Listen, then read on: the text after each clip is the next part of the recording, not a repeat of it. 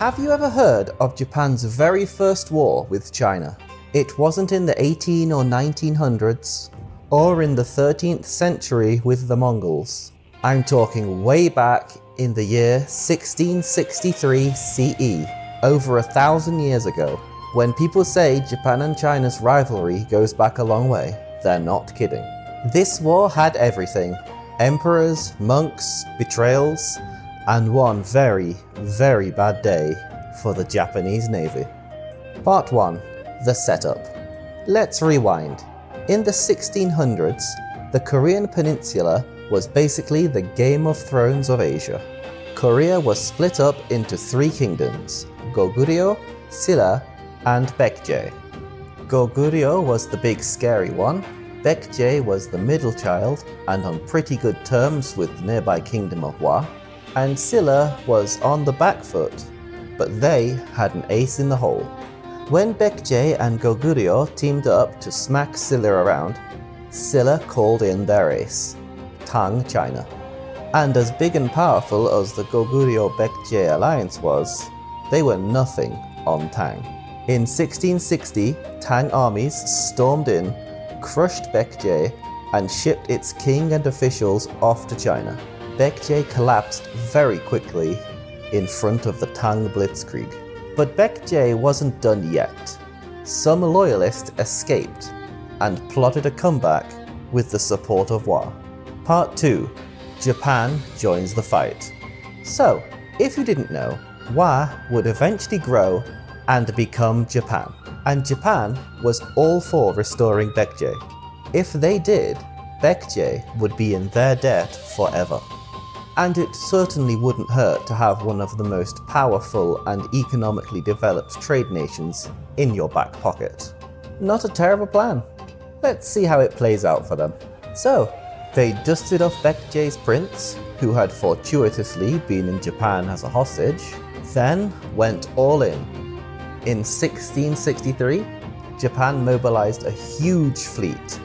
Over 1,000 ships and 40,000 men. It was a significant force. Part 3. The Battle of Baekgang.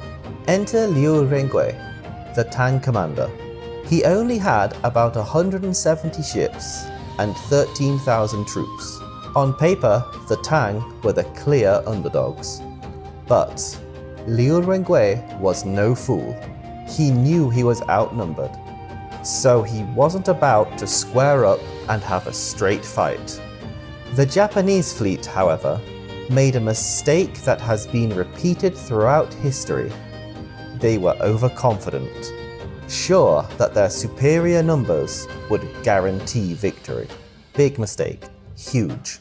Liu split his forces into 2 wings and let the Japanese surge forward.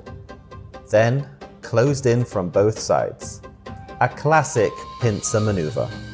The Japanese ships were jammed together and couldn't maneuver, eliminating their numbers advantage. Then, the real trap was sprung. Fire ships. With the Japanese ships pressed together, they were easy pickings for the Tang.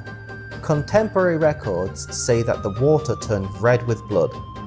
Out of 1,000 Japanese ships, very few made it back intact. Tens of thousands drowned or were captured. It was a total wipeout. Part 4. The aftermath. So, what happens when you lose so resoundingly? Japan went home. The emperor freaked out, thinking that the Tang might invade Japan next. So he ordered 4 giant defensive lines to be built across the country. But the Tang never invaded Japan.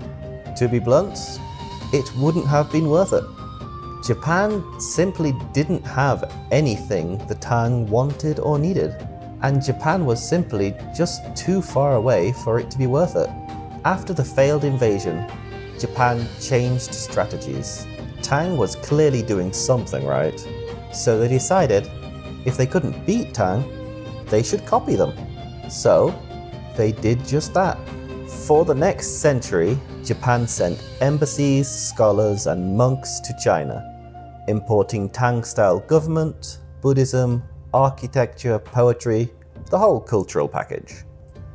In a way, the Baekgang disaster actually launched Japan's study abroad program that shaped its entire future.